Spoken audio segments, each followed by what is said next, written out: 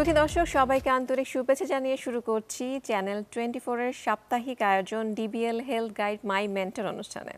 আপনাদের সাথে রয়েছি আমি ডাক্তার তানিয়া রহমান মিতুল। দর্শক, আমাদের এই আয়োজনে আমরা একজন মেন্টরকে আমন্ত্রণ জানাই, সাথে থাকেন তার মেন্টি তার মেন্টর সম্পর্কে বলেন, মেন্টর তার মেন্টি সম্পর্কে বলেন, এবং সেই সাথে অবশ্যই আমরা স্বাস্থ্য বিষয়ক কোনো টপিক নিয়ে তো কথা বলবই। আমাদের আজকের আয়োজনে রয়েছেন জাতীয় অধ্যাপক ডাক্তার শাহলা খাতুন, অধ্যাপক obstetrics and gynaecology, chairperson green life medical college এবং হাসপাতাল, সেই সাথে madam chairperson mother care hospital. আমাদের সাথে আরও রয়েছেন অধ্যাপক ডাক্তার কোহিনুর বেগম, অধ্যাপক স্ত্রী রোগ ও প্রসূতিবিদ্যা বিভাগ, পপুলার মেডিকেল কলেজ ও হাসপাতাল, সেই সাথে এক্স প্রেসিডেন্ট ও জিএসপি। সবচেয়ে মজার ব্যাপার, এই দুইজনই আমার মেন্টরদেরও মেন্টর। আমি আজকের আয়োজনে খুবই আনন্দের সাথে আমরা কথা বলবো, এবং আমরা কথা বলবো আজকে নারী জীবনচক্রে পুষ্টির ভূমিকা নিয়ে। আমি প্রথমেই আসবো অধ্যাপক ডাক্তার কোহিনুর বেগম ম্যাডামের কাছে। ম্যাডাম আজকে তার মেন্টরকে নিয়ে এসেছেন। প্রথমে ম্যাডাম, আপনার কাছে আপনার মেন্টর সম্পর্কে জানতে চাইবো। ধন্যবাদ তোমাকে। মেন্টর তোমার একটা তোমার ভবিষ্যতে কেরিয়ার বা ভবিষ্যতে লাইফ করার পিছনে যে কতখানি ভূমিকা, তো আমি একটু একটু করে বলছি। তো আমি যখন পার্ট ওয়ান এফসিপিএস পাস করলাম, তখন আমি চিন্তা করছি কোথায় ট্রেনিং নিব। তো আমার কিন্তু টার্গেট ছিল পিজি হাসপাতালে। কেন? আমি দুইজনের নাম শুনছি ওখানে, এক নাম হলো টিএইচ চৌধুরী স্যার আর এক নাম হলো প্রফেসর শায়লা খাতুন। তো আমি ওই দুইদের নামতে এত ইমপ্রেস যে আমি আর অন্য কোথাও ট্রেনিং নেবো, এখানেই যেতে হবে। আচ্ছা, তারপরে ঢোকার পরে আমি অবশ্য টিএইচ চৌধুরী স্যারের সিএ হয়েছি। আর আমার একটা ক্লাসমেট, আমার একদম ব্যাচমেট হোসনেরা, ও ছিল ম্যাডামের সিএ। কিন্তু ম্যাডামের সব কিছু আমার আইডিয়াল। কেন কি, ম্যাডামের চলা বলা ড্রেস সব কিছু আমাদের অ্যাট্রাকশন করতো, সব কিছু। ম্যাডাম রাত্রে ম্যাডাম রাউন্ডে আসতেন, প্রত্যেক দিন রাত্রে রাউন্ডে আসতেন, সুন্দর ড্রেস পরে। ম্যাডামের তখন ড্রেসটা প্যান্ট শার্ট পরা ছিল, দেখতে আমরা খুব ইমপ্রেসড। তো ম্যাডাম সবসময় এসে রাত্রে রাউন্ড দিতেন, খুব ইম্পর্টেন্ট না, এখনকার জিনিস হয় না তা। এগুলো একটা। তারপর অনেক কিছু ম্যাডামের কাছে শেখার আছে, হাউ টু কী করে জুনিয়রদের ডিল করতে হয়, কী করে জুনিয়রদের শাসনও করতে হয় এবং ভালোবাসতে হয়, সেইটা ম্যাডামের কাছে শেখা আমার 2 নম্বরে আমার অনেক অপারেশন যেটা আমি আগে জীবনের মধ্যে দেখি নাই, সেটাও ম্যাডামের কাছে দেখছি। একটা এক্সাম্পল দিই, ক্রানিওটমি অপারেশন তো কঠিন, কিন্তু সেইটা আমি ম্যাডামকে প্রথম জীবনে করতে দেখছি। তারপরে ট্রেনিং তো শেষ, ম্যাডাম হেল্প করছে আমাকে হেল্প করছে, হোসনেরাকে হেল্প করছে। তারপরে একটা ইম্পর্টেন্ট জিনিস, সময় যেহেতু কম, আমি যখন পার্ট 2 পরীক্ষা দিই, এফসিপিএস পার্ট 2 পরীক্ষা দিলাম, এক্সামিনার ছিল ফিরোজা ম্যাডাম, আরও সব জায়েন্ট ম্যাডাম ছিল এক্সামিনার। পরীক্ষার পরে ম্যাডাম ফিরোজা ম্যাডামকে বললো কি, ম্যাডাম আপনার কি আরএস লাগবে? বলে হ্যাঁ লাগবে, তাহলে ওকে চয়েস করেন। কেউ বলে সেই সময় আমি সেটা যে আমার কত কাজে লাগছে ভবিষ্যতে, কারণ ফিরোজা ম্যাডামের আবার একটা চুজ ছিল, সে যাকে তাকে নিতে চাইতো না। কিন্তু ম্যাডাম যে ওই কথাটা ওই সময় বলা, আমার কতটা কাজ হয়েছে। এরপর অবশ্য আমি আরএস হয়েছি ঢাকা মেডিকেল কলেজের। আর ঢাকা মেডিকেল কলেজে আরএস বা সিএ ছাড়া তোমার অবস্টেটিক শেখা একটু ডিফিকাল্ট, শিখতে গেলে হতে। তো সেই হিসেবে আমরা এই কোহিনুরকে এখন দেখছো তোমরা, এই পর্যন্ত উঠতে যত কজন লোকের অবদান, শায়লা ম্যাডাম তার মধ্যে একজন। ম্যাডাম, এত সুন্দর করে আপনি আপনার মেন্টরের কথা বলেন, এবং ম্যাডাম কথা বলার সময় বারবার ম্যাডামের গলাটা ভেঙে আসছিল। আমি জানি ম্যাডামের আসলে চোখও ভিজে যাচ্ছিল। আমি এবার আসবো ম্যাডামের মেন্টরের কাছে। ম্যাডাম, আপনার মেন্টি সম্পর্কে কি বলবেন? কি বলবো তাই চিন্তা করতেছিলাম, কারণ আমার সে যেভাবে সুন্দর করে কোহিনুর বলল, আমি সেটা বলতে পারবো না। তবে সত্যি কথা বলি, ওরা যখন জয়েন করলো, এখনও যখন চেহারা সুন্দর সুইটেস্ট, তখনও তো আরও ছিল। আর ব্যবহারটাও ঠিক চেহারার মতো, সোজা কথা। আমি কখনো দেখি নাই কারো ওরকম যে খুব মেজাজ সোজা করছে, মাঝে মাঝে একটু রাগ করে কথা বলতো, বাট রাগের মধ্যেও একটা আলাদা রাগ ছিল, দেখলে ভালো লাগতো। আর সিনসিয়ারিটির কোনো অভাব নাই, plus she is a very bright student. আর আমার একটা বদ অভ্যাস, ব্রাইট স্টুডেন্টদের পছন্দ করি। আমি মনে করি যে আমরা টিচারদের কাজ পড়ানো শেখানো, আর স্টুডেন্টের কাজ হলো শেখা। এটাই আমার কাছে মনে হয়, এটাই তো আমাদের ধর্ম। তো সেগুলাতে 100%। তারপর পড়াশোনা তো বললাম ডিফারেন্ট। আর ওরা যখন ছিল কখনো তারা আজকাল দিনে দেখি রুগী আমার না, আমি দেখবো না, উনি দেখবো, ওইসব ছিল না। যে যখন যার সাথে, ও টি চৌধুরী সাহেবের সাথে ছিল, আমার সাথে ছিল, আমি ভুলে গেছিলাম ওর বুঝতারা, সেও খুব ভালো মেয়ে।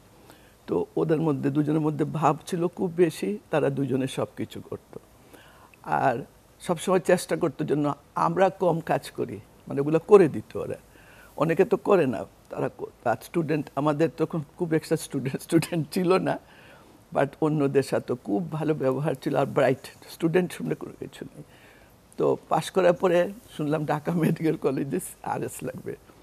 আমার সবচেয়ে প্রিয় OB/GYN হলেন প্রফেসর জিয়াদ ফিরোজা বেগম। আর আরেকজন আমার অত্যন্ত প্রিয় ছিলেন প্রফেসর নুরুল ইসলাম। উনি গাইনোকোলজিস্ট না, যিনি আমাদের IPGM এর ডাইরেক্টর ছিলেন। তো ফিরোজা আপাকে বললাম যে আপা আপনার তো CA লাগবে। তো প্রথম আপা বলছে কিছু জানে টানে না। আমরা আপা নিয়ে দেখেন না। তারপরে আপা আমাকে বলেছে তুমি এত ভালো একটা মেয়ে দিয়েছো, আর আপাকে চিন্তা করতে হয় না। And then she became an professor আজকের Kohinoor Begum madam from Dhaka medical কলেজে। তো আমি সেই জন্য নিজেকে একটা গৌরবান্বিত একটা পোস্ট মনে করি যে হ্যাঁ, আমি এদের সাথে কাজ করেছি, ওরা আমার সাথে কাজ করেছে, এবং এটা আমার জীবনে একটা বড় পাওনা। আর ঢাকা মেডিকেল কলেজে কাজ না করলে, কেউ না দেখলে কেউ বুঝতে পারবে না এটা কি।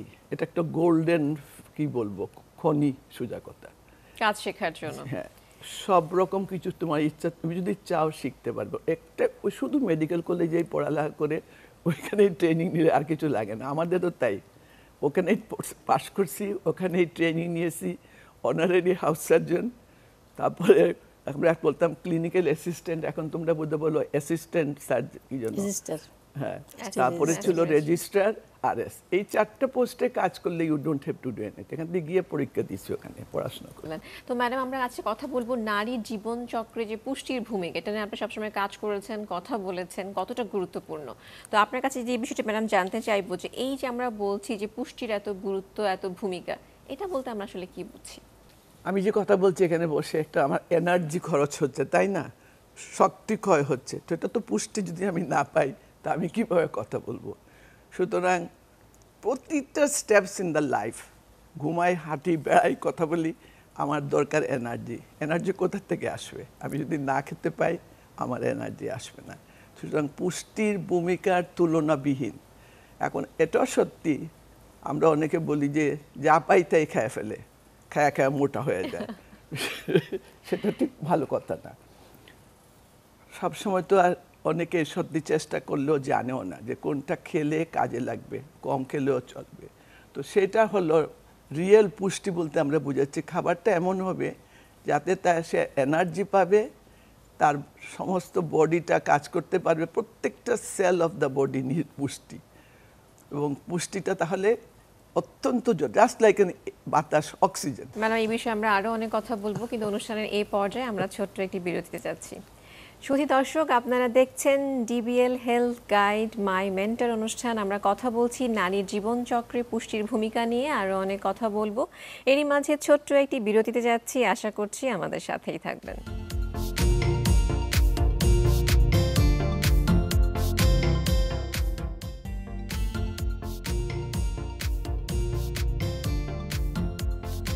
সুধী দর্শক, আপনারা দেখছেন DBL হেলথ গাইড মাই মেন্টর। বিরতির পর ফিরে যাচ্ছি মূল আলোচনায়। ম্যাডাম আমরা কথা বলছিলাম নারীর জীবনচক্রে পুষ্টির ভূমিকা নিয়ে। তো অ্যাডোলেসেন্টদের নিউট্রিশন, যেই মেয়েটা ভবিষ্যতের নারী, কিশোরী, তার জীবনে নিউট্রিশনের ভূমিকা কতটুকু? ধন্যবাদ। অ্যাডোলেসেন্টের টাইমটা একটু বলে নিই, সেটা হলো 10 থেকে 19 বছর পর্যন্ত এজটাকে অ্যাডোলেসেন্ট। কিন্তু নিউট্রিশনটা শুরু করতে হবে তার আগের থেকে, একদম ফ্রম প্রেগনেন্সি, যখন মা প্রেগনেন্ট তখন থেকে শুরু করতে হবে। বিকজ তখন থেকে শুরু না করলে বাচ্চা যখন ডেলিভারি হবে তখন বাচ্চাটা হয় স্মল ফর সাইজে ছোট হবে, এদের ভবিষ্যতে কিন্তু অনেক কমপ্লিকেশন হয়। সো প্রথমে শুরু করতে হবে ব্রেস্ট ফিডিং দিয়ে। মা যেন বাচ্চাকে অবশ্যই 6 মাস এক্সক্লুসিভ ব্রেস্ট ফিডিং করায়, তাতে বাচ্চার মেন্টাল আর ফিজিক্যাল হেলথ ঠিক থাকবে। এরপর আসো চাইল্ডহুড মানে 10 বছর আগ পর্যন্ত। তখন কিন্তু ওকে একটা গ্রোয়িং এজ, তখন তাকে যথেষ্ট প্রোটিন খেতে দিতে হবে, এবং সেখানে কিন্তু খাবার দিয়ে খেয়াল রাখতে হবে যেন ওজন গেইন করে এরকম খাওয়া অ্যাভয়েড করতে হবে। কারণ দেখবি এখন কিন্তু আমাদের এই চাইল্ডহুডে অনেক ওবেসিটি এসে গেছে। এই ওবেস হলে পরবর্তীতে সমস্যা হবে। সো সেটা একটা। এবারে অ্যাডোলেসেন্টের পিরিয়ড অফ ট্রানজিশন পিরিয়ড, সে চাইল্ডহুড থেকে অ্যাডাল্টে গেল, কাজেই এর গ্রোয়িং এজ বোথ ফিজিক্যালি এবং মেন্টালি। তার ফিজিক্যাল গ্রোথ ঠিক রাখার জন্য, এবং এখন সে স্টার্ট করবে মেনস্ট্রুয়েশন, তার গ্রোথ হবে, সেজন্য তার সমস্ত একটা ব্যালেন্স ডায়েট দিতে হবে। তার মধ্যে প্রোটিন থাকতে হবে, ফ্যাট থাকতে হবে, জাঙ্ক ফুড থাকতে পারবে না, সুগারের পরিমাণ কম করার অভ্যাস করতে হবে। আর তার জন্য এক্সট্রা হলো ক্যালসিয়াম, বিকজ এখনই বোন গ্রো করার হাই টাইম, ভবিষ্যতে যাতে অস্টিওপোরোসিস না হয়। তো ক্যালসিয়াম কন্টেন্ট ডায়েট দিতে হবে, এবং তাকে যেহেতু তার লস হয়, মেনস্ট্রুয়েশনের সময় আয়রন লস হয়, সো তাকে আয়রন কন্টেন্ট ডায়েট দিতে হবে, বিকজ সে যাতে এনিমিয়া হয়ে না যায়। খুব সুন্দর করে ম্যাডাম কিন্তু বুঝিয়ে বলেন। আমি আবারও আসবো অধ্যাপক ডাক্তার শাহলা খাতুন ম্যাডামের কাছে। ম্যাডাম, আমরা কিশোরী থেকে এখন রিপ্রোডাক্টিভে যাব, এবং খুব গুরুত্বপূর্ণ একটি সময়, এই সময়টাতে নিউট্রিশনের ভূমিকা কতটুকু? আমি প্রফেসর কোহিনুর বেগমের সাথে কন্টিনিউটি রেখে বলবো, মাত্র মানে যখন পর্যন্ত মাতৃগর্ভে থাকে তখন থেকে আমরা নিউট্রিশন সম্বন্ধে কেয়ারফুল হতেই হবে, যেভাবে সে বললো, এবং সেটাই আমরা কন্টিনিউ করবো থ্রু আউট দ্য লাইফ। এবং নিউট্রিশন উনি বলে ফেলছেন সব কিছুই, আমি বলবো এখানে শুধু আমি একটু অ্যাড করবো আরেকটা জিনিস, একটু micro nutrients is very important. ওগুলা কিন্তু বডিতে তৈরি হয় না, বাহির থেকে আসতে হয়। সুতরাং এইসব খাবার দিতে হবে যেসব খাবারে আমরা সেগুলো পেতে পারি। তার মধ্যে অনেক কিছু আছে, যারা যদি জানতে চায় সেটা পরে জানবে। তো সুতরাং প্রয়োজন হতে পারে আমাদের, যেটাকে বলি আমরা রিপ্রোডাক্টিভ, এই যে সবচেয়ে বেশি important in the life of one, আমাদের মহিলাদের জীবনে রিপ্রোডাক্টিভ এজটা হলো অনেক। আমরা যদিও আমাদের দেশে অনেক আগে শুরু করে ফেলি, বাট ইয়াস 14 থেকে হইতে পারে, না হয় না বলবো না, টিল 50, 49 or 50, এত একটা বড় পিরিয়ড। সেই পিরিয়ডটার দিকে খুব খুব কেয়ারফুলি দেখতে হবে। শুধু খালি পেটের মধ্যে বাচ্চা থাকলে আমি খাবো, ব্রেস্ট ফিডিং করলে আমি আবার খাবো, আর পরে খাবো না, তা হতে পারবে না। Through out the period of the life আমাদের রিপ্রোডাক্টিভ এজ হলো সবচেয়ে বড় পিরিয়ড। এই পিরিয়ডে কেয়ারফুলি সবসময় কেয়ারফুল থাকতে হবে খাওয়া দাওয়া নিয়ে। এবং আমরা যারা হেলথ ওয়ার্কার, এটা আমাদের কিন্তু দায়িত্ব শিখিয়ে দেওয়া, মাঝে মাঝে মনে করিয়ে দেওয়া, কারণ আমরা ভুলে যাই, স্বাভাবিক, মানুষ মাত্রই ভুলে যায়। সুতরাং কিছুদিন পরে পরে যাতে মনে রাখতে পারে, এই জন্য মাঝে মাঝে বড় করে প্ল্যাকার্ড অথবা পোস্টার টোস্টার দিয়ে রাখতে হবে এমন জায়গায় ওরা দেখতে পারে, মনে রাখতে পারে। আর অনেক কিছু বলার আছে, সব বলার সময় নেই, দরকার নেই, কিন্তু মনে রাখতে হবে this is the important period of the whole life. জন্ম থেকে শুরু করে মৃত্যু পর্যন্ত একই রকম রিপ্রোডাকশন, আমি মিনস রিপ্রোডাক্টিভ পিরিয়ড তো শুরু হয়ে যায় 14-11 বছরও কারো কারো হয়। It's very long period. সারাটা বছর, সারাটা জীবন মনে রাখতে হবে, যেখানে ঠিক মতো খাওয়া দাওয়া করতে হবে। ও যেভাবে বললো, এখানে ক্যালোরি আছে, এতটুকু খেতে হবে। আর যাদের প্রবলেম হয় তারা যাবে হেলথ ওয়ার্কারের কাছে বা নিউট্রিশনিস্টের কাছে যাবে। এবং নাওএডেজ ওয়ার্ল্ডে নিউট্রিশনিস্টের অসম্ভব দরকার, কারণ we are living till 80, 90, 100 years. সুতরাং আমাদের দরকার, আমরা যদি আগের থেকে স্বাস্থ্য ভালো না রাখতে পারি, তাহলে 80 ইয়ার্স হওয়ার পরে তো আমরা একদম অচল, অতর্ব হয়ে যাব। তো আগের থেকে খেয়াল রাখলেও এটা হবে না। আমি যেমন বই নাই, হয়তো আল্লাহর দান। না ম্যাডাম, অবশ্যই আপনি সচেতনভাবে সেটা মেনটেনও করেছেন। তো এবার আমরা আসবো আবার অধ্যাপক ডাক্তার কোহিনুর বেগম ম্যাডামের কাছে। ম্যাডাম, ট্রানজিশন পিরিয়ড রয়েছে, একদম আমরা মেনোপজে চলে যাব একটা সময়, কিন্তু তারপরে নিজেকে আমরা ধরে রাখতে চাই আপনার মতো, ম্যাডামের মতো, সেই ক্ষেত্রে আমরা কি করব? ধন্যবাদ। ম্যাডাম যে বললেন, মেনোপজের একটা পিরিয়ড আছে, transition, pre menopause and post menopause, এরকম একটা মানে ট্রানজিশন পিরিয়ড আছে। তো যেটা হলো ট্রানজিশন মিনস সেখানে মাসিক বন্ধ হয়ে যাবে। মাসিক বন্ধ হবে কেন? কিছু হরমোনের ইমব্যালেন্সের জন্য। তাই কাজে এই যে পিরিয়ডটা, এখানে কিছু নতুন নতুন সিমটম থাকে, যেমন হট ফ্লাশ, আরও কিছু থাকে। তো আমরা যখন নিউট্রিশনের কথা চিন্তা করব, তখন তার প্রোটিন, ক্যালোরি, সেটা চিন্তা করতে হবে, এবং তার essential fatty acid, iron, calcium অবশ্যই খেতে হবে, বিকজ মেনোপজ হয়ে গেলে ক্যালসিয়াম অস্টিওপোরোসিস হয়ে যায়, হাড়ের ক্যালসিয়াম ক্ষয় হয়ে যায়। সো ক্যালসিয়াম কন্টেনিং ডায়েট, এবং কিছু ওমেগা 3 ফ্যাটি অ্যাসিড, বিকজ তার মেন্টাল ফ্যাকাল্টি ঠিক রাখার জন্য খেতে হবে। আর 2 নম্বর হলো এই যে হট ফ্লাশ কমার জন্য ওষুধপত্র তো আসেই, তার চাইতেও কিছু খাওয়ার দিকে খেয়াল রাখতে হবে। সেই খাবারগুলি হলো ফাইটোএস্ট্রোজেন, যেমন লেন্টিন, সয়া, এগুলি খেলে আমরা ড্রাগটা কম খেতে পারবো। সো এই ট্রানজিশন পিরিয়ডে আমার জানতে হবে, তার নিউট্রিশনের দিকে খেয়াল রাখতে হবে, তার সিমটমগুলি দিয়ে খেয়াল রাখতে হবে, যে সাথে লাইফটা ভালোভাবে মেনটেন করতে পারে।